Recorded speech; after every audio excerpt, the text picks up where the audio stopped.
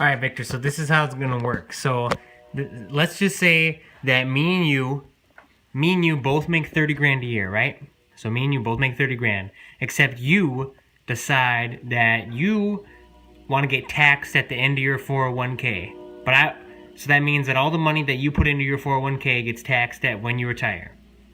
For me, I want to pay the taxes on my 401k money before I put it into my 401k. So this is what it's going to look like. So any typical place, it's about 6%. So 6% of your 30 grand, that's $1,800 a month, right? So what that means is that $1,800 a year that you're putting into your 401k, they're going to deduct that off of your yearly income, and they're only going to tax you on $1,800 less than 30 grand, right? But for me, I paid taxes immediately when I put money in my 401k. So that means that I make 30 grand, I'm still going to get tax bracket at 30 grand, where you get tax bracket at a less because you decided to pay taxes on this after you take it out. So this is what it looks like. So that means that I pay a little bit more taxes than you because you get a small tax cut. So it ends up being $270 less.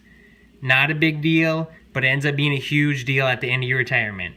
So for me, you don't do a Roth, you don't do the Roth, you do the traditional, and I pay 6% of my income. Again, that's $1,800.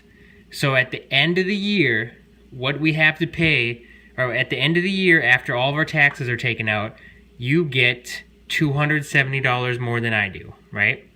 So you get $270 more than I do every single year, as long as we make 30 grand a year and we're putting in 6% into our 401ks. So what does that mean? So actually, if we were to start saving at 25 years old, by the time we were 65, we would have $250,000 in our 401k. Okay? So what does that mean? That means that, so here's you, Victor. So you decided to pay taxes at the end of your retirement. So that means that they're going to cut you a check for $13,000 every single year, and I'm going to get $15,000 every single year for 25 years, because that $270 difference ends up being a $2,000 difference for 25 years for me compared to you, because I paid taxes before it went in and you have to pay them after, which is a 15% tax rate compared to the $270 that we paid in the beginning. So you're probably asking yourself, well, why the hell would anybody ever want to do a Roth instead of traditional?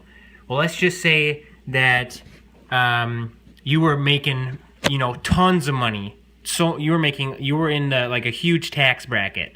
Well, let's just say this was 100 grand instead of 30 grand, and you put in 30 grand instead of 1,800. That you just lowered your tax bracket by 30 grand, so you get taxed less in your high income days compared to when you retire. Because when you retire, you're only making, let's say, 50 grand compared to 100 grand. So that would mean you'd be at a lower tax bracket here if you were making 100, and you would save money in your retirement. So rich people generally want to go the traditional route, to where us poor people, we want to go the Roth because we'd save more money.